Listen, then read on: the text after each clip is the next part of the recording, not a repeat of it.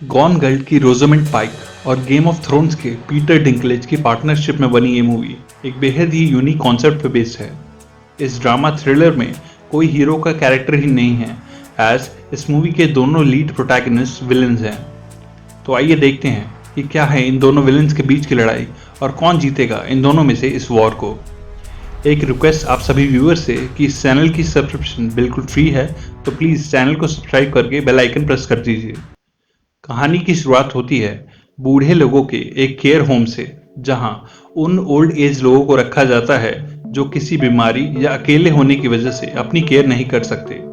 यहाँ एक आदमी बिना परमिशन के घुसने की कोशिश करता है और वहां का सिक्योरिटी गार्ड उसे रोक के पुलिस के हवाले कर देता है।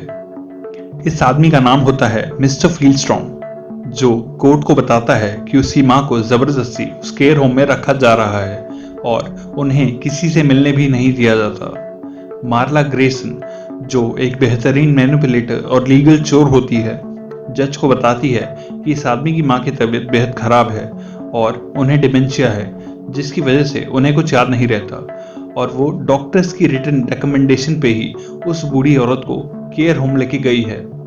वो कहती है कि फील्डस्ट्रॉम से मिलके उनकी माँ काफ़ी अपसेट हो जाती हैं और उसने केयर होम के स्टाफ और सिक्योरिटी गार्ड से हाथापाई भी की है, इसीलिए उसे केयर होम से दूर रखना ही ज़रूरी है। जज मार्ला ग्रेसन की बातों से सहमत होता है और मार्ला ग्रेसन को ही उस बूढ़ी औरत की गार्डियन अपॉइंट कर रखता है। कोर्ट के बाहर फील्डस्ट्रॉम मार्ला पे थूकता है और उसे धमकी देता है कि वो उसे जान से मार देगा, पर मार्ला उस पर ध्यान नहीं देती। दरअसल मार्ला ग्रेसन सच में एक बेहद ईविल औरत होती है। उसे बूढ़े लोगों की कोई चिंता नहीं होती।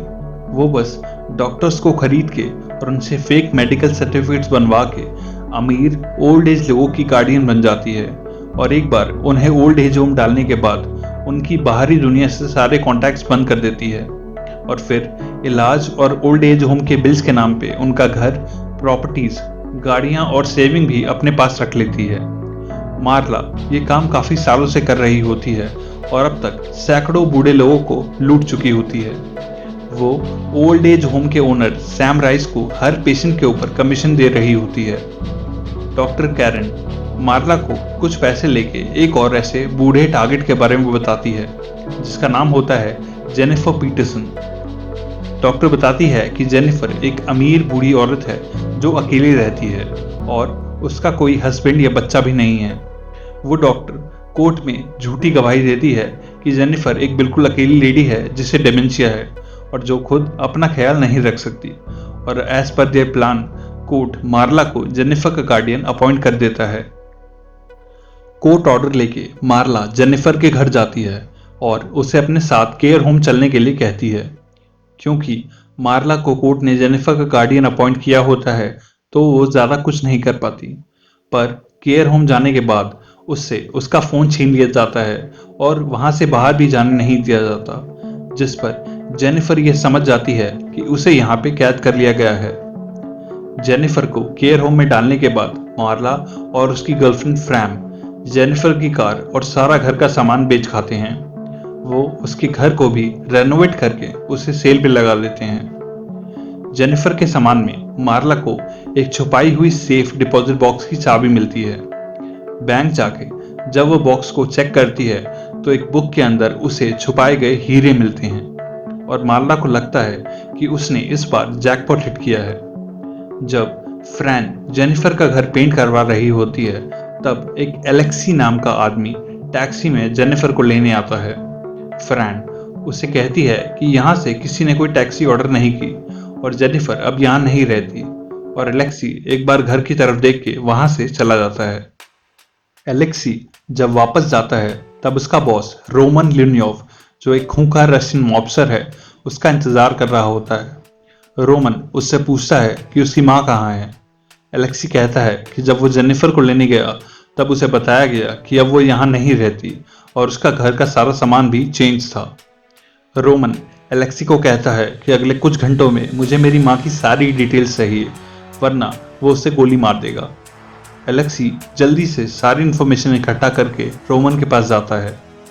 वो बताता है कि उसकी माँ एक ओल्ड एज केयर फैसिलिटी में है, क्योंकि कोर्ट के अकॉर्डिंग उन्हें डिमेंशिया है और किसी मार्ला ग्रेसन को उनकी गार्डियन अपॉइंट करा गया है और उसी मार्ला ग्रेसन ने उनका घर और फर्नीचर बेच दिया है। रोमन अपने लॉयर डीएन एरिक्सन को बुलाता है और कहता है कि उसकी माँ बिल्कुल हेल्दी हैं और उन्हें लीगली जल्दी से जल्दी उस केयर होम से बाहर निकलवाओ, पर मेरा या मेरी ऑर्गेनाइजेशन का नाम कहीं आना नहीं चाहिए। डीन मार्ला से जाके उसके ऑफिस में मिलता है और बिना बातें घुमाए उससे डायरेक्टली कहता है कि वो जानता है कि वो यहाँ बूढ़े लोगों को कैद करके उनके पैसे लूटती है, पर जेनिफर उन लोगों में से नहीं है, इसलिए उसे यहाँ से जाने दे। मार्ला उससे पूछती है कि रिकॉर्ड्स के हिसाब से जेनिफर का तो कोई हस्बैंड, बच्चे या रिश्तेदार ही नहीं है, तो तुझे यहाँ किसने भेजा है? जिस पे डीन उसे कोई नाम नहीं देता। वो उसे नोटिस से भरा एक सूटकेस देता है जिसमें 1.5 लाख US$ होते हैं और कहता है कि ये पैसे रखो और जेनिफर को रिलीज करो। पर अब मार्ला को लालच आ जाता है और वो कहती है कि मुझे $50 लाख चाहिए उसे रिलीज करने के बदले में। डीन उसे बेहद सीरियसली कहता है कि जेनिफर के पीछे कुछ बेहद पावरफुल लोग हैं जो अगले कुछ दिनों में मार्ला का जीना मुश्किल कर देंगे अगर उसने जेनिफर को नहीं जाने दिया तो। पर मार्ला कहती है कि उसे ऐसी धमकियां अक्सर मिलती रहती हैं और डीन वहां से चला जाता है। डीन मार्ला को कोर्ट में भी चैलेंज करता है, पर जज मार्ला के ही फेवर में फैसला सुनाता है क्योंकि डीन जेनिफर के किसी भी रिलेटिव को कोर्ट में पेश नहीं कर पाता। मार्ला की गर्लफ्रेंड फ्रैन, जो एक एक्स कॉप होती है, मार्ला को बताती है कि उन हीरो की वजह से उसने जेनिफर का बैकग्राउंड एक बार फिर चेक किया है और ये औरत जेनिफर नहीं है। दरअसल जेनिफर एरिक्सन तो बचपन में ही पोलियो से मर गई थी और ये औरत जो भी है उसने 40 साल पहले जेनिफर की आइडेंटिटी चुराई थी। मार्ला अब फाइनली थोड़ा सीरियस होती है पर डरती नहीं है। वो उस बूढ़ी औरत से जाके मिलती है और पूछती है कि तुम्हारा असली नाम क्या है। वो लेडी कहती है कि उसे यहाँ कैद करके मार्ला ने अपनी जिंदगी की सबसे बड़ी गलती की है। उधर जब रोमन अपनी माँ का सेफ्टी डिपॉजिट बॉक्स चेक करता है तो उसमें से हीरे गायब होते हैं। रोमन को बेहद गुस्सा आता है और अब वो लीगल तरीकों से भी थक चुका होता है। वो एलेक्सी को अपने 2 आदमियों के साथ उस केयर होम में भेजता है और कहता है कि अंदर से मेरी माँ को लेके ही बाहर आना।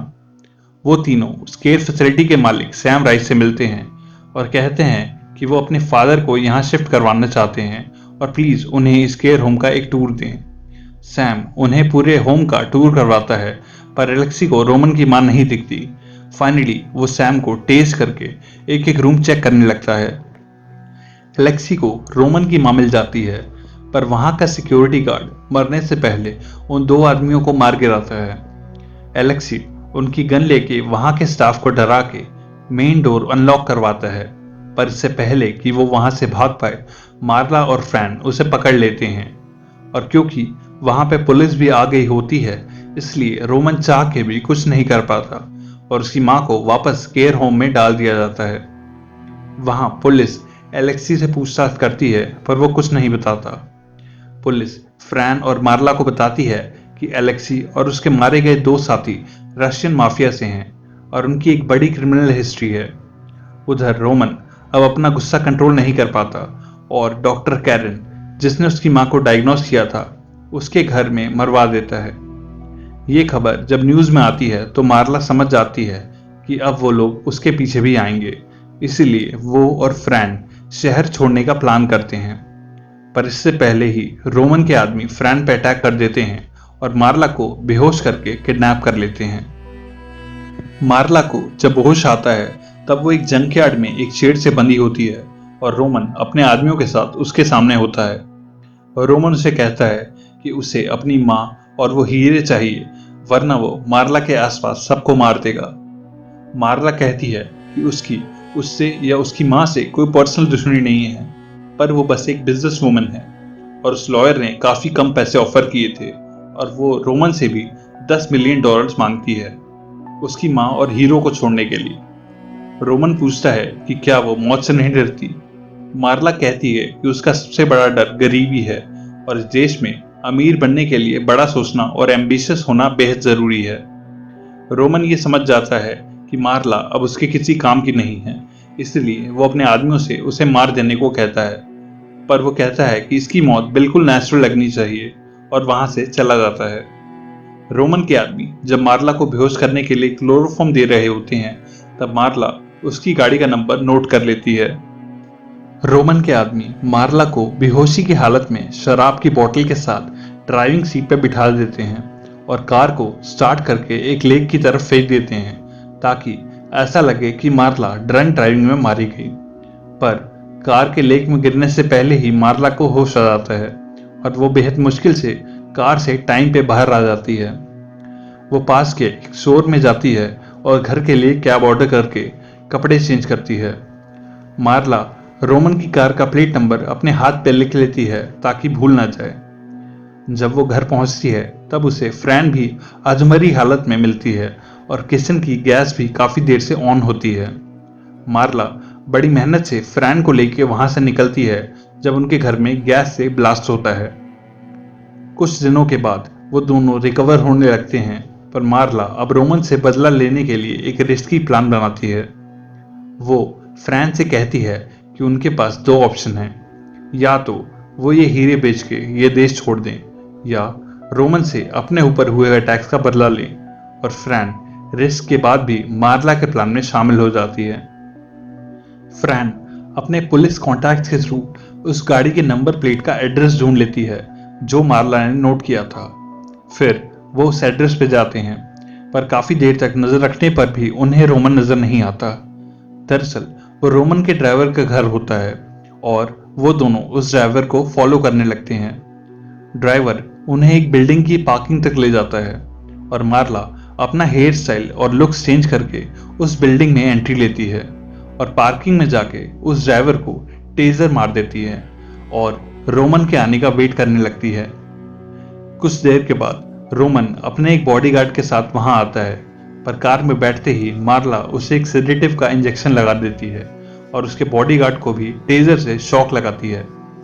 वो रोमन और उसकी कार को लेके पार्किंग लॉट से बाहर चली जाती है। बाहर फ्रैन उसका वेट कर रही होती है और वो दोनों जंगलों में जाके रोमन की कार को आग लगा देते हैं और रोमन के सारे कपड़े उतार के उसे जंगल में मरने के लिए छोड़ के चले आते हैं। सुबह जंगल के पास जॉगिंग करते हुए एक आदमी रोमन की बॉडी को देख के पुलिस को फोन करता है। एम्बुलेंस रोमन को लेके हॉस्पिटल पहुंचती है जहां वो जिंदा होता है। कई दिनों के बाद रोमन को होश आता है और मार्ला उसके सामने बैठी होती है। मार्ला उसे बताती है कि यहाँ की पुलिस को रोमन पे कोई भी डॉक्यूमेंट नहीं मिला जिससे वो रोमन की पहचान कर सके, और क्योंकि उसे इमीडिएट केयर की जरूरत थी इसलिए कोर्ट ने मार्ला को उसका गार्डियन अपॉइंट करा है। रोमन के गले में ट्यूब डली होती है इसलिए वो कुछ बोल नहीं पाता, पर कुछ दिनों के बाद वो थोड़ा बेटर होके मार्ला को मिलने के लिए बुलाता है। मार्ला उससे कहती है कि वो अब भी $10 मिलियन देके अपने हीरे और अपनी माँ को छुड़ा सकता है। रोमन कहता है कि वो अपनी माँ और हीरे लेने के कुछ महीनों बाद भी उसे मरवा सकता है, पर मार्ला कहती है कि वो चाहे तो अभी उसे मार सकती है, पर उसके लिए पैसे ज़्यादा इंपॉर्टेंट है। रोमन उसके फियरलेस एटीट्यूड और बिजनेस माइंडसेट से बेहद इम्प्रेस होता है और कहता है कि वो ये लड़ाई ख़त्म करने को तैयार है। रोमन कहता है कि अगर मार्ला चाहे तो वो उसे $10 मिलियन से भी ज़्यादा बड़ा ऑफर दे सकता है। वो कहता है कि मार्ला का बिजनेस मॉडल बेहद प्रॉफिटेबल है, जिससे वो फार्मेसी, हेल्थ केयर और हॉस्पिटल की मल्टीपल और एकदम लीगल इनकम चेन्स बना सकती है, और उसे एक शहर नहीं बल्कि अमेरिका की बाकी स्टेट्स में भी एक्सपैंड करना चाहिए। इसलिए वो उसे 50% की पार्टनरशिप ऑफर करता है ताकि वो अपना क्राइम का पैसा मल्टीप्लाई कर सके और मार्ला भी अपना बिजनेस बाकी स्टेट में फैला सके। ये एक बेहद प्रॉफिटेबल डील होती है, इसीलिए मार्ला मान जाती है और रोमन की माँ को छोड़ देती है और वो लोग हीरो को भी स्प्लिट करके बिजनेस में लगा देते हैं। जैसे कि रोमन ने प्रेडिक्ट किया था, उसके पैसे और मार्ला ग्रेसन के दिमाग से वो मल्टीपल केयर फैसिलिटीज खोलते हैं और बेहद सारे गार्डियंस हायर करते हैं। मार्ला की ग्रेसन गार्डियनशिप नाम की फर्म सारे अमेरिका में बेहद अच्छा बिजनेस करने लगती है और कुछ ही सालों में वो मैगजीन्स के कवर पे आने लगती है। मार्ला और फ्रैन शादी कर लेते हैं और बेहद लैविश लाइफस्टाइल जीने लगते हैं और मार्ला को बड़े न्यूज़ चैनल अपनी सक्सेस स्टोरी के लिए इंटरव्यूज पे बुलाते हैं। ऐसे ही अपने एक इंटरव्यू के बाद मार्ला टीवी चैनल ऑफिस से बाहर आ रही होती है जब मिस्टर फील्डस्ट्रॉम, वो आदमी जिसे हमने मूवी की बिल्कुल स्टार्टिंग में देखा था, वो मार्ला के सामने आता है और उसे गोली मार देता है। वो कहता है कि मार्ला और उसके बिजनेस की वजह से वो सालों से अपनी माँ से अलग था और आज उसकी माँ ने बिना मिले ही एक केयर होम में अपना दम तोड़ दिया। इसलिए मार्ला मौत डिजर्व करती है। और इसी के साथ मार्ला बेइंतहा पैसा होने के बाद भी फ्रैंक के हाथों में अपनी आखिरी सांसें लेती है। इतने सारे बूढ़े लोगों और उनकी लाइफ टाइम की कमाई लूटने के बाद शायद मार्ला के साथ ऐसा ही होना था। जहां रोमन ने प्रॉफिट के लिए मार्ला के साथ कॉम्प्रोमाइज कर लिया, वहीं एक कॉमन मैन ने मार्ला के हाथों लॉ का मिसयूज टॉलरेट नहीं किया। इस वीडियो के एंड तक अगर आप आ गए हैं तो प्लीज इसे लाइक करके सब्सक्राइब बटन हिट करिए। मैं मिलता हूं आपसे नेक्स्ट वीडियो में, तब तक के लिए stay safe and keep watching thoughts in action.